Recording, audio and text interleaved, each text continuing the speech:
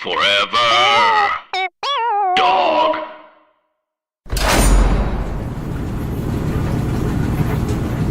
Hey, laundry heads, you're listening to the Podcast for Laundry, the only podcast that's meant to be listened to while you're doing your laundry, and it's about laundry. And I am coming from not a laundromat, but instead the Robert N. Devoren Complex in East Elmhurst, New York, part of Rikers Island Penitentiary. We're here at the Benjamin Ward Visit Center in Rikers Island, and I've got a very special guest, a performer, a writer, works on The Tonight Show. He's a real lovable guy. He's America's sweetheart, Dan Chamberlain. Good morning, Brett. How you doing? Good morning to you. Welcome to the Podcast for Laundry. This is quite a setup you got here.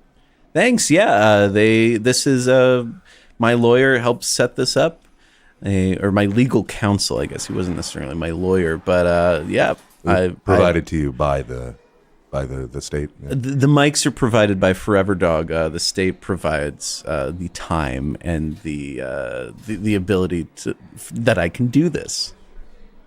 I see. Well, you look healthy. I guess that's a positive.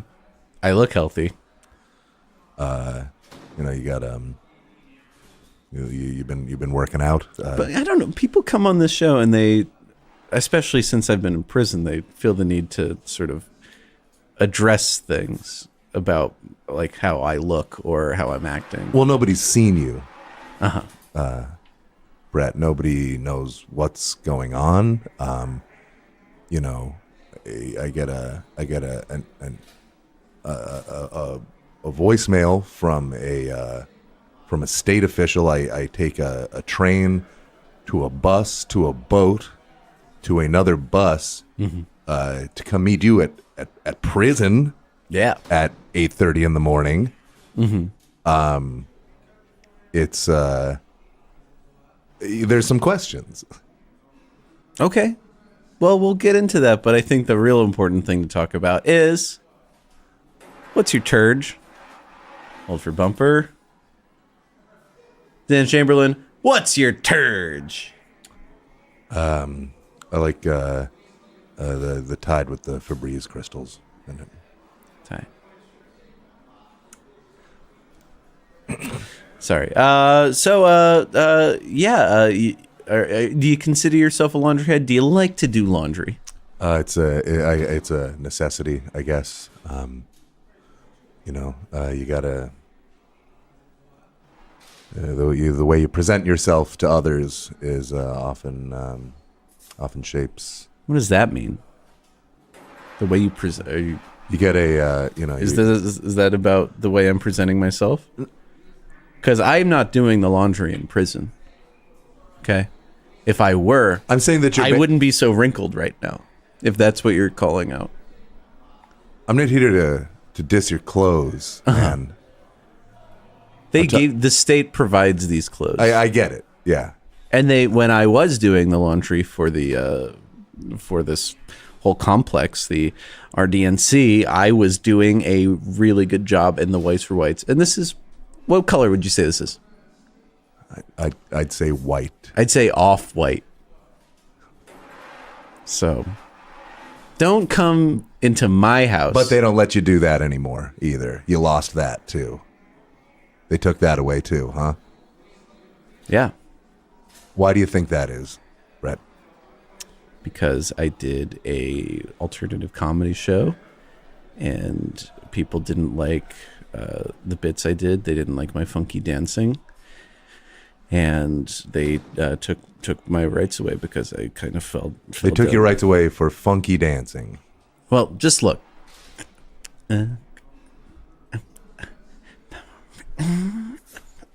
I mean, it's a bad dance, but it's not. I have a hard time believing that. Okay, well, that's sexual. It's thrusting and humping. But it's a sexy funky dance. It's pelvic. Elvis danced pelvically, and they all thought he was the cretin. I'd say it's a white outfit, Brett. Well, so we don't get off on the wrong foot, let's just jump back into this laundry situation, okay? Tell me, what is your earliest experience with doing laundry? Paint the picture. Dan Chamberlain. In my childhood home, I usually shared a bedroom with one of my brothers. We had a hamper in the corner, and while we were too short to operate the washing machine ourselves, it was our obligation to bring the hamper downstairs and put the clothes sort of push them over the top into the washing machine, and then Mom would be responsible for the detergent and turning it on. Yes, honey. I love that. That's so much fun.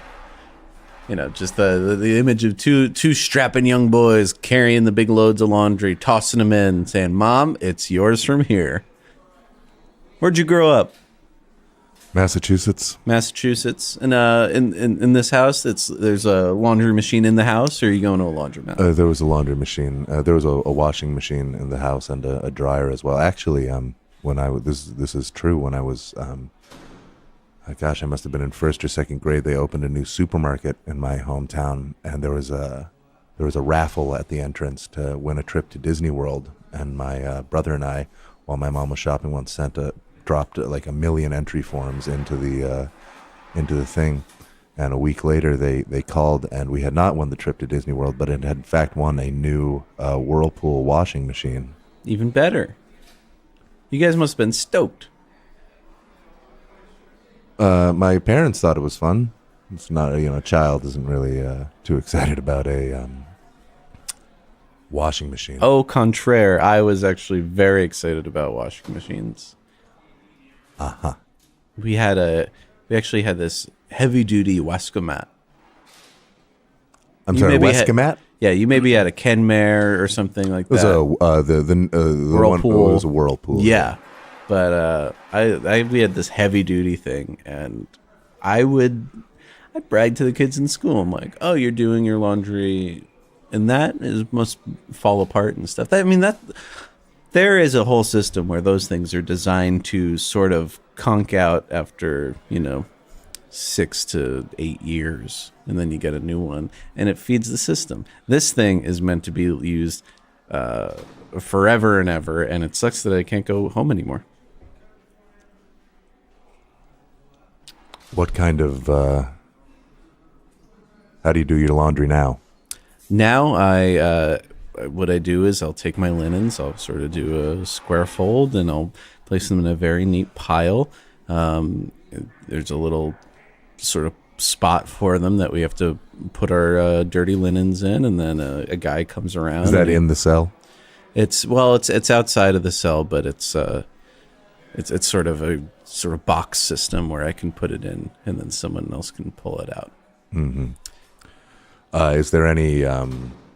Normally, that would be me doing that. I'd be the one walking around whistling a happy tune, get Edward Train song or something, and then I'm just picking everything up and loving life, and I got the big cart. And yep, just another positive thing in your life that you let fall away.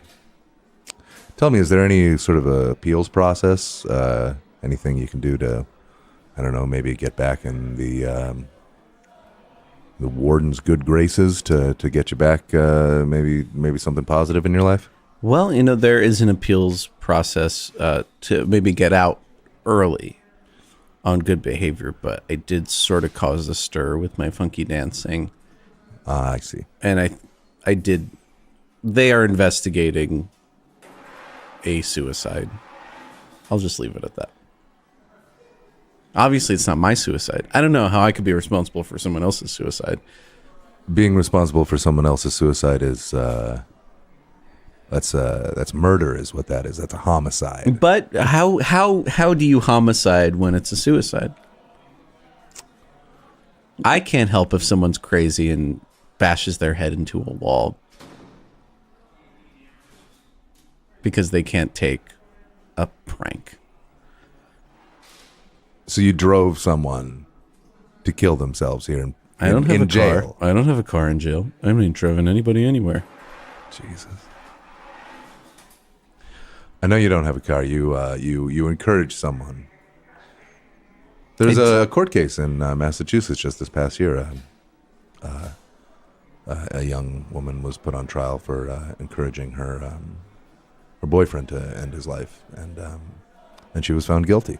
Mm-hmm. I didn't encourage this guy to do shit. In fact, you might say I put a smile on his face. Why might I say that? Have you seen those Batman movies? You have, you're telling me you have access to some sort of Joker nerve toxin, some sort of No, not the Michael Keaton Batman movies. some sort of the Christopher Nolan, Christian Bale. So are you the Joker in this scenario, or Yeah, I am the Are you Joker. his father who turned him into the Joker, and now he's the one who says, "You want to know how I got these scars?" I guess because it's a little messy. I guess it is that. I would say So you're the Joker's father in this situation. it can be argued that the Joker didn't necessarily have a solid backstory. I think it changed. Right? It changed. It changed. It changed. It but yes, that'll be fixed when Jared Leto gets his own standalone film. So are you the Joker? Though? I am the Joker's You are father the Joker's in this father. context, but I think at my peak in prison, I was sort of a Joker-like figure. You consider that a pinnacle, an apex, Yes. your top performance. However, currently, which is funny how you bring up appeals before, I'm trying to be a bit more of a scarecrow. Well, I can tell you, everyone who's ever met you, all your friends are plenty fucking scared for you. No, Brett. we're We're all not plenty scared fucking for me. Scared about what's going on here. In fairness, Scarecrow is not the most memorable villain, so I'm gonna tell a little story.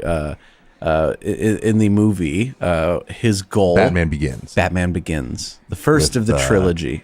Dr. Jonathan Crane, as played by Cillian Murphy. Cillian Murphy. Which I think I'm also a bit of a Cillian Murphy type, just attractiveness. And Cillian Murphy was trying to sort of poison Gotham City's water supply. Yes, and then they'd vaporize the water, and the fear toxin would cloud the air, cloud the senses, and then Ra's al Ghul and the... Okay, well, we don't need to get into Ra's al Ghul. That's complicating. I'm just trying to... The Scarecrow was a minion of Ra's al Ghul. Have you seen Batman Begins? But I don't have a Ra's al Ghul in my situation, so...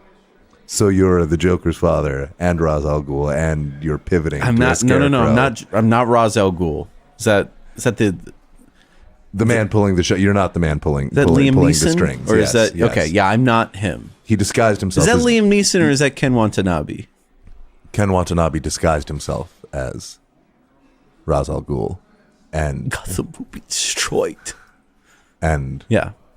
And then he's, I am Ra's al... Okay. yeah, okay. Liam Neeson pretended to be his manservant Ducard. Well, in fact, Ducard was, in fact, the true Ra's al Ghul, as revealed on the train fight at the end. So no one's pulling the strings here. Okay, yeah. I don't know if there's a Ducard in this situation, but I guess if Ducard is undercover as Ra's al Ghul, I believe I am the top of this crime pyramid. This pyramid. So what he was trying to do is he was trying to vaporize this fear toxin so that everyone in Gotham City would see their worst fears come true. Which I think is maybe a step too far. All he really needed to do was get that fear toxin in Batman, because Batman seemed to do enough damage on his own. So what I'm trying to do is I'm trying to create a similar situation for a mutual friend of ours, Joe Rumrill. I'm trying to create a reality of fear that he can exist in, because I'm just going to You're trying level... to poison your friend's opinion of Joe Rumrill. No. You're getting it mixed up again. What I'm trying to do is Joe Rumrill is a shady criminal. He is the reason why I'm here. He is parading his success in getting me into prison by framing me for this and that and the other thing. He's carrying around Tidy, who is a sidekick of mine, sort of my Robin. Or no, I guess if I'm the Scarecrow, then maybe he's my Carmine Falcone. But Joe is Batman. Joe is the Batman in the situation. So I'm trying to put the fear toxin in him. So he is existing in a reality where everything scares him. Around every corner, there's some scary thing. And this is where you come in. You're sort of a minion of me. So who is Scarecrow's minion? I don't think he had a minion in those movies. Scarecrow was a minion of Ra's al Ghul. Well, actually, he did work under Bane, and Bane had tons of minions, so... Bane himself, though, a pawn of Talia al Ghul, daughter of Ra's al Ghul. Yes.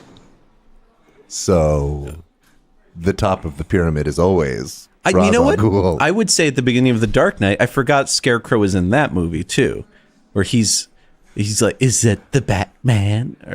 Or no, that was in Batman Begins, but I believe he was in all three films, which is shocking that he's maybe the least remembered, or at least fondly remembered character. So I am the Scarecrow. Well, I guess you've got that in common. I'm going to ignore that one. So I am the Scarecrow. Joe Rumrill is Batman. I'm trying to create this sort of circus of terror in his life. And don't take circus too seriously because you'll think Joker. No, it's not a joke. Is that a joke?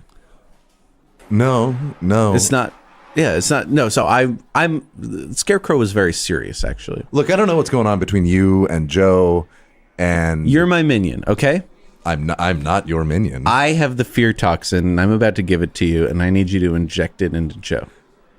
And I don't mean a literal fear toxin. I just mean I want him to pay for his crimes. Because I'm here, an innocent man. I didn't kill anybody. Look, whatever you did to get yourself here. I didn't kill anybody. Whatever you did to get yourself here, you did. Joe Rumrill did. Mm-hmm. I am the guy at the center of that large pit in The Dark Knight Rises, and everyone's going, that's Batman. See, awesome. And I'm trying to climb out, but I need some help. And this is where you come in. I need you to threaten Joe for me. And I've got other minions out there creating this culture of fear so that around every corner, someone is delivering a firm threat to him. Absolutely not. I just spent all this time explaining. Joe is a friend. He's shady. Demonstrably one of the kindest men in the New York You can't spell community. demonstrably without monster. I suppose that's true. Mm-hmm. Batman was kind of a monster. Dresses up like a giant bat. Runs around. Yes, but Batman was the good guy. And it's Batman's story. Was And Batman the everyone's good guy? rooting for Batman. Was Batman the good guy? Yes. I would look to the texts of Frank Miller and really think, was Batman a good guy? Yes, is the answer. Well, we're not talking about Batman. We're talking about me. And I am... Joe Rumrill is the Batman in the situation, but he's not the Batman in reality because he's actually the criminal. And you're the Scarecrow. You're the pawn. I'm not a pawn because I am the top of the food chain. I'm Batman Begins Scarecrow. The top of the food chain is Ra's al Ghul. He's the one pulling the strings. He sets all the plans in motion. Well, Scarecrow is a minion. I don't have a Ra's al Ghul. It's just me acting on my own. So you don't need to worry. You're not a cog in a larger plan. I am just asking you to. You just tried to Joe make me a cog in a larger plan. in my larger plan, but I'm not part of a larger plan than this. Well, I believe that. So what I need you to do is deliver this message. Say, either you need to come and serve the time that Brett is serving for you, or and this is real serious, you're dead meat. And then walk away. And you've got that deep voice. Can I just hear you say dead meat? No. So you're proposing I help you facilitate some sort of prison yard switcheroo between you and Joe Rumrill, and First, he'll serve out. You the say end of prison yard switcheroo like that's a thing. Like, what happened today? Oh yeah, security guard over here. Have you ever heard the term prison yard switcheroo? It happened once in 1981. Wow, you've been working here a long time. Yeah. Thank you for your service. Of course, thanks. I appreciate it. But what was that? Well, one... Is that something you guys are on the lookout for? Like an It old... doesn't happen enough for us to be on the lookout. Okay, you answered my question. Yes, Thank you. It did happen. I am trying to get him in jail and to get me out of jail. And part of that is for him to say that he committed these crimes. Right, so that would be a switcheroo Yeah. that takes place in prison. I believe the switcheroo would be half in prison. Well, the half of the two men who are locked up in prison, meaning you, trading places with Joe. Yeah. And the idea is that no one would notice, that he would be shamed and humiliated as you have, that all his friends would be worried about him, that no one would know what's going on with Joe. Ideally, he is living... Ideally, right as we speak, he's living in a reality where people are coming up to him left and right, creating this culture of this madness that he has to deal with, where the only way he can put a stop to it is by taking the rightful punishment. And these are your machinations. Yes. And you know that this is happening to Joe, or have any assurance of the follow through of these machinations? How? I hope to have him come and visit me. Look, you're the biggest comedian that's been on the show so far. The most physically imposing.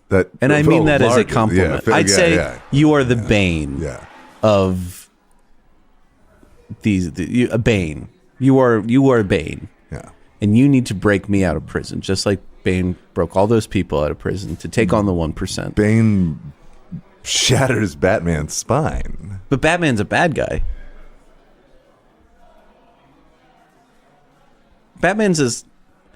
We don't need to get into the politics of Batman. That's all we've done for the last 20 minutes. Are you going to threaten him or not? No. Why the F not? Because Joe is a friend. I trust him. I enjoy his company. If you trust him, then maybe he trusts you. Can you at least tell him to come to prison so I can create at least a small intimidation scenario to get my ass out of prison? I think you two should talk out whatever this is between you guys. Okay. Will you deliver the message for me? Because I made a list of the guests I wanted to come on, and it's really I will tell Joe to appear on this podcast. I'm not going to tell him he's dead meat. You should say Brett says you'll be dead meat. What? The pitch is down at the end. I'm not going to do that. I'm not going to threaten my friend. If Reggie over here, my buddy, said that you are dead meat, and like, I would want to know, what was he like? Was he dead meat, or was he like dead meat? I tell you what, I'm going to tell Joe to come on the show. Reggie, can you say dead meat? Let me smell your cut. Well, that didn't. I will tell Joe to come on the show And if he decides to come, great. If he doesn't, that's the end of it. No. Then you need to then maybe throw the dead meat thing in there. Joe's a grown man. He can make his own choices just like you've made your own choices, Brett. I didn't make the choice to be in prison. Joe made that choice, and now I'm paying for him. And he's gallivanting around with my Tide bottle girlfriend. Which brings us to a segment I want to talk about. To get back to laundry. I do like the superhero thing that we are going on. And I realized there are superheroes that can see through walls, that can fly up in the air, that could pick up cars and toss them like they're frisbees. There are superheroes that shoot through space. There are superheroes that pop in and out, but there's no superhero that's specifically related to laundry. And so this superhero would appear in some sort of ad campaign, busting nasty stains, I presume. I would love that. Yeah. I mean, I want to put this out there so that the laundry industry could use this superhero how they sort see of a crest cavity patrol for yes, exactly. For laundry stains, some sort of, or a Mr. Clean who pops out, a man who pops out of the bottle. I don't believe he's a superhero. I think Mr. Clean is a superhero. I think he's a janitor.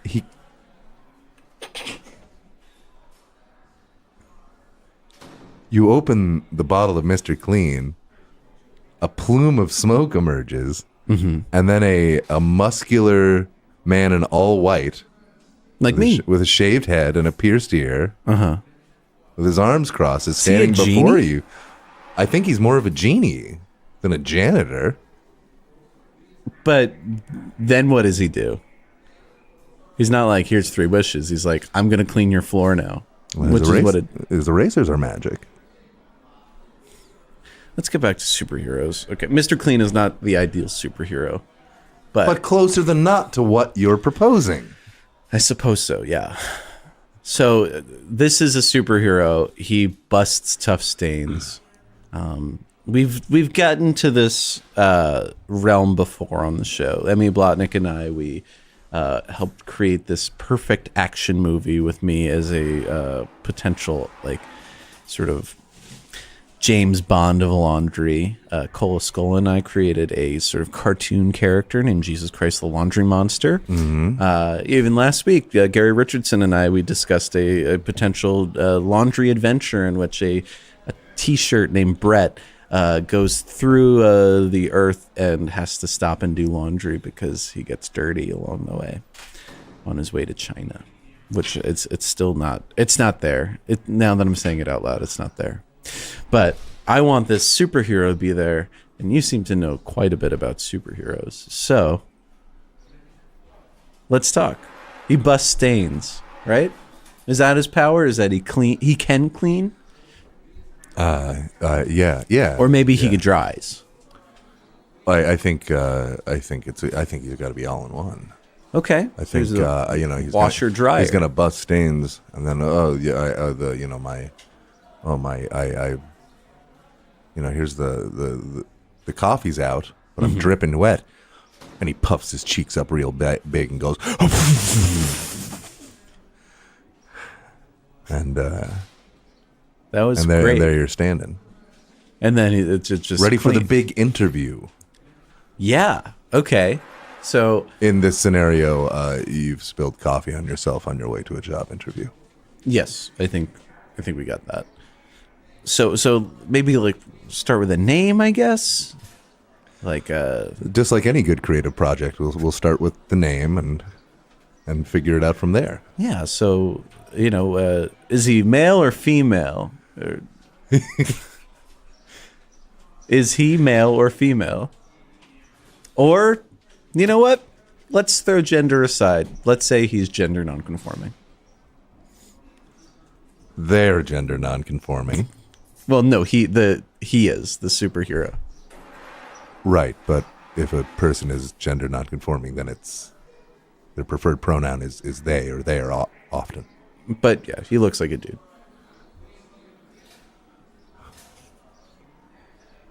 So they're a superhero, and But if you ask, he's just like, I don't want to get into it. I prefer gender nonconforming. yeah, they might say that. Okay. But no, like if you were to ask him, he would say that.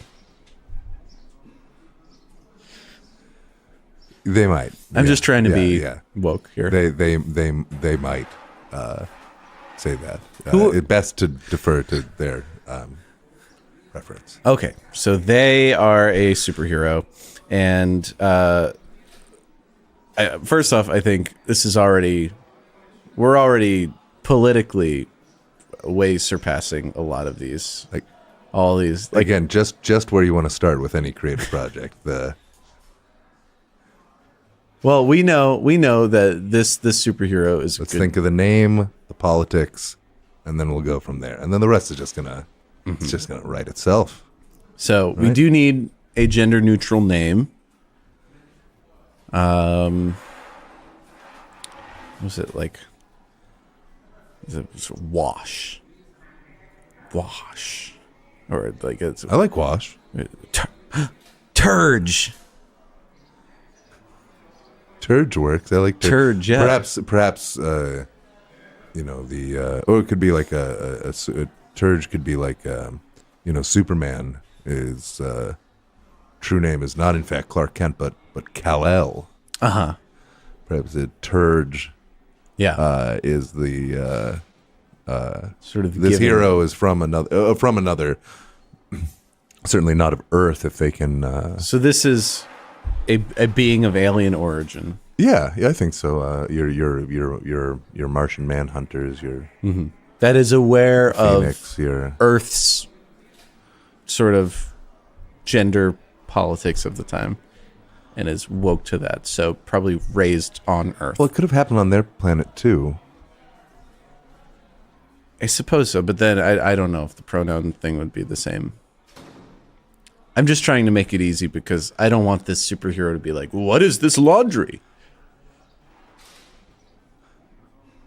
I don't think they have to be like anything. We're inventing them right now. Yeah, but you're really slowing the process down. So Turge is Turge becomes Wash. okay. Well, that Turge becomes Wash. It seems like trading, like the washer, like the sort of speed clean. That's not a. I think Wash is a great superhero. I think Venom, Spawn, Wash. Okay, so it's like a Venom Spawn sort of edgy Yes, yeah, character, yeah. like a Todd They McFarlane. can recognize and blast the dirt because they are of the dirt. And Yes.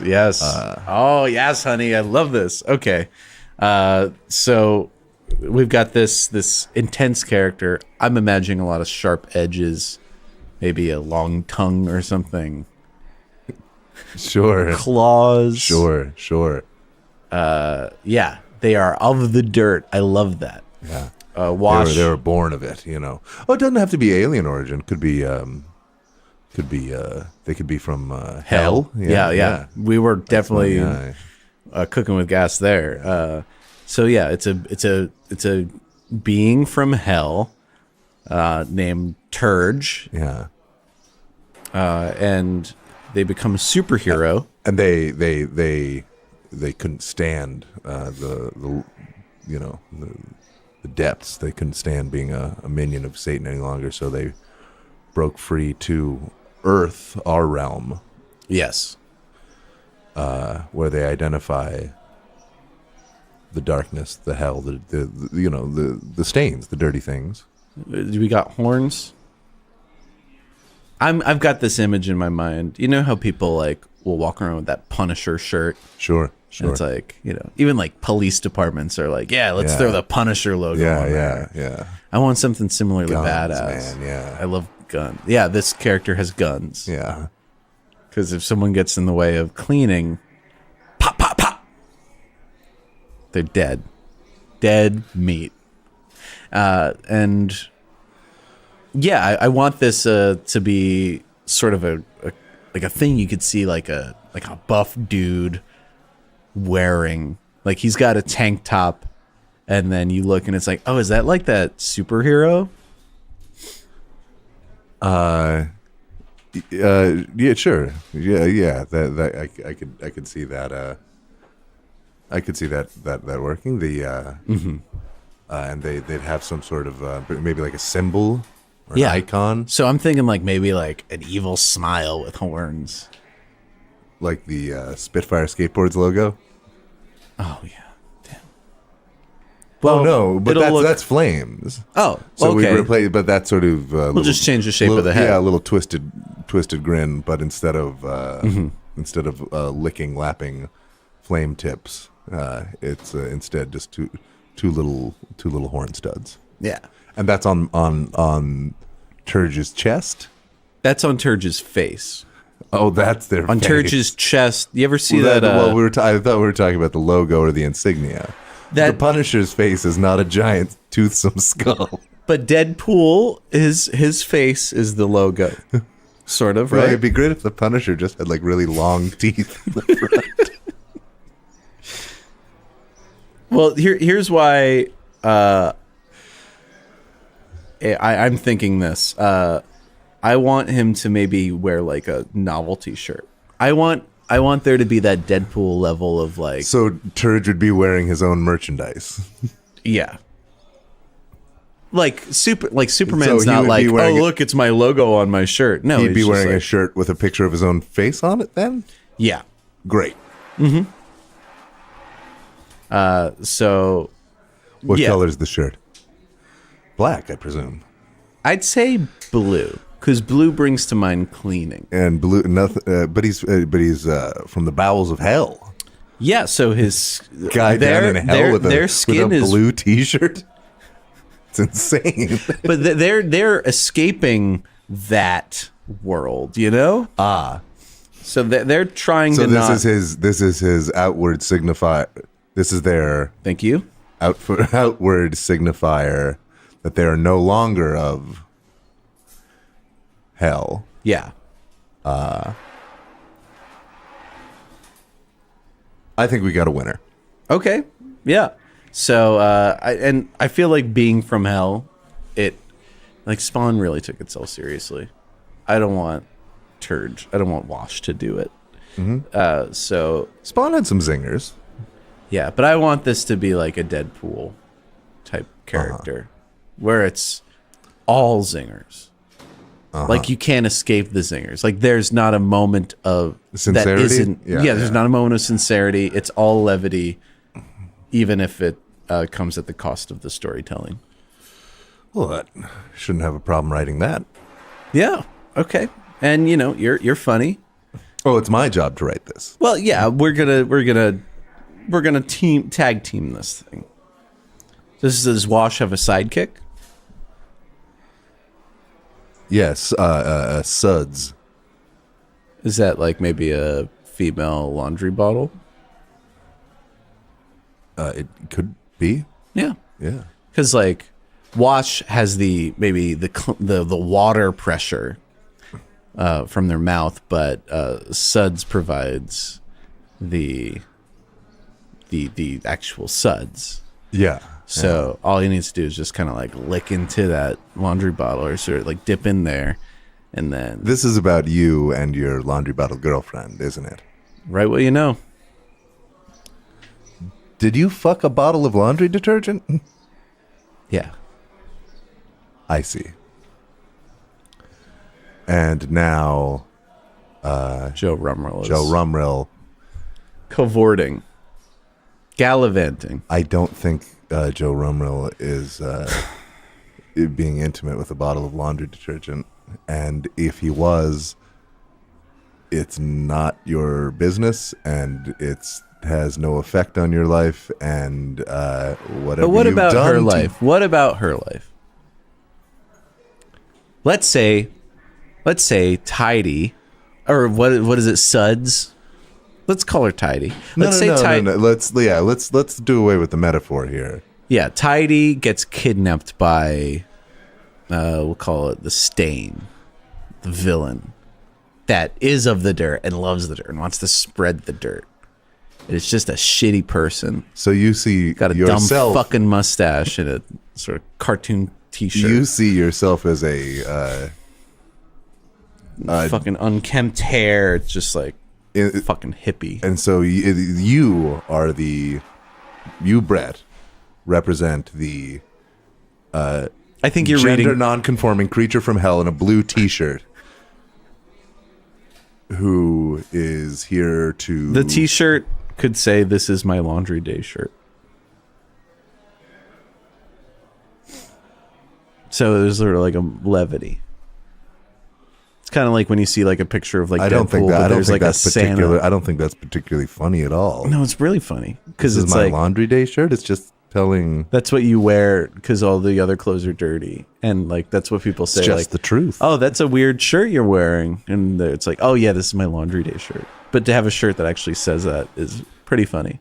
I feel like Deadpool would do that. Am I wrong in that? Well, I don't. I think his suit is made of like leather or something. So I don't think Deadpool.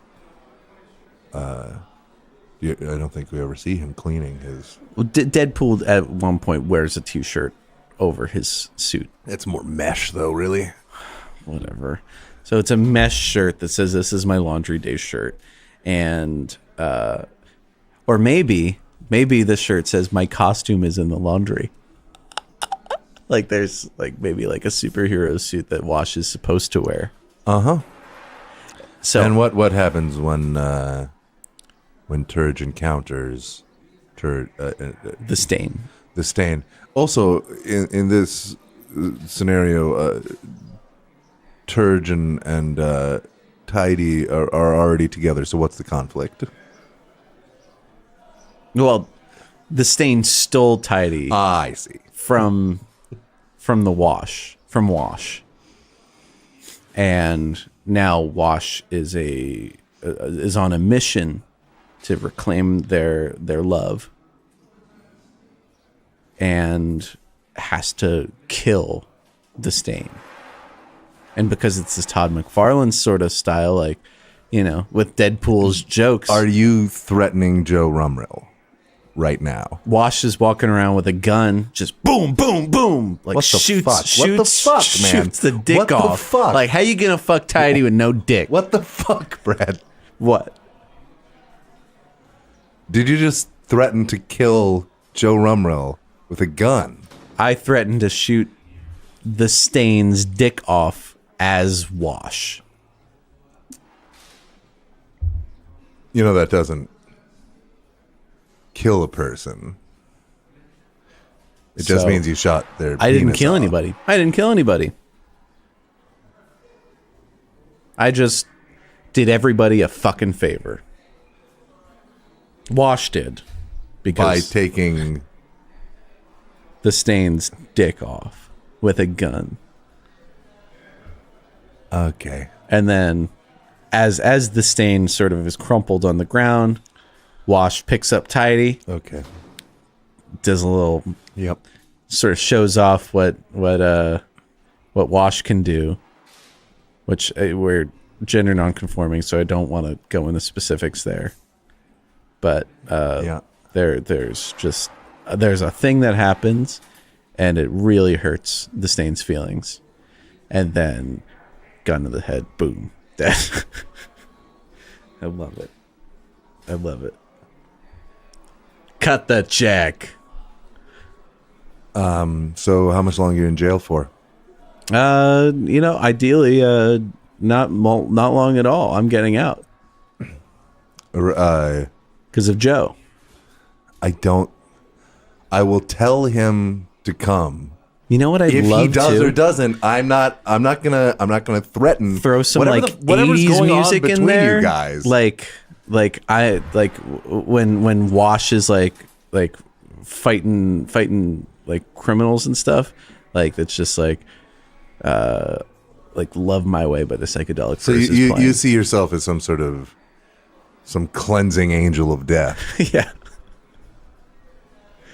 Oh, wait, me or this? You! Yeah, no, I do, yeah. In fact, let's say I were hypothetically responsible for a couple people's deaths.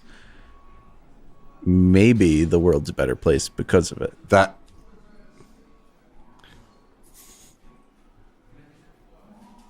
Cleansing in a way that I am cleansing my clothes when I wash them. I am cleansing the earth of unpure characters. I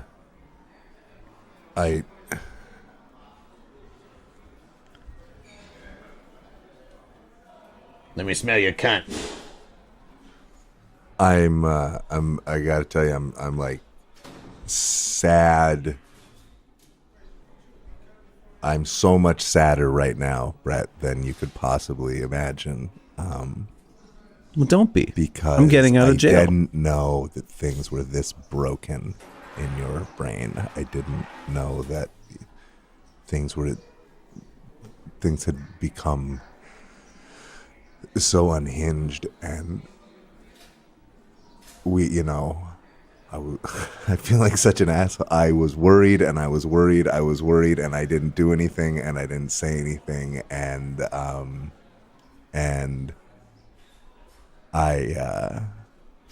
know whatever sickness you're experiencing, it doesn't reflect on me as a friend, but in the moment it feels, I don't know, it feels that way in the moment, and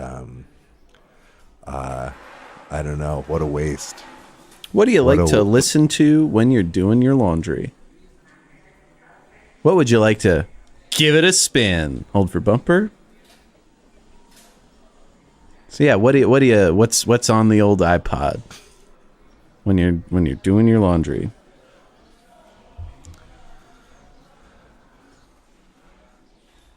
I've had music, just music. And what's you spinning? And if I'm in a, lately I've been listening to a lot of 90s rock, a lot of like Wallflowers and Gin Blossoms and stuff. Oh, cool. Well, thanks so much for coming on the show, Dan. Yeah. It was a real pleasure having you.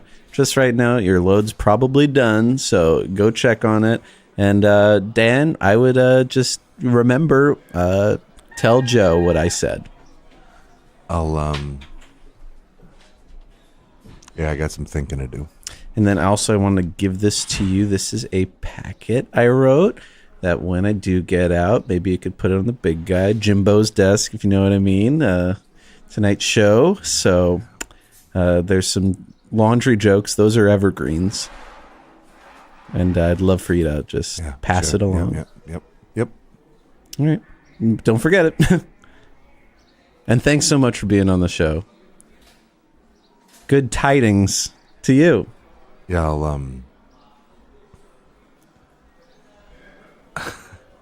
I don't know if C is really the... See you on the other side. Forever Dog. This has been a Forever Dog production. Executive produced by Brett Boehm, Joe Cilio, and Alex Ramsey. For more original podcasts, please visit foreverdogpodcasts.com and subscribe to our shows on Apple Podcasts, Spotify, or wherever you get your podcasts. Keep up with the latest Forever Dog news by following us on Twitter and Instagram @ForeverDogTeam and like